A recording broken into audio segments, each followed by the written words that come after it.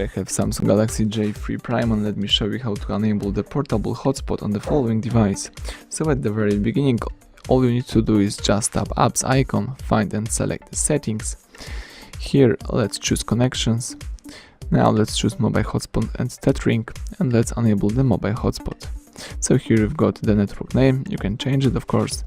Here we've got the broadcast channel, the security type, and the password.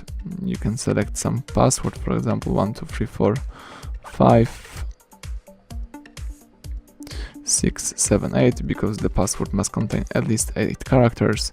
You can also show some advanced options, and here you can change the broadcast channel, maximum connections users, and timeout settings.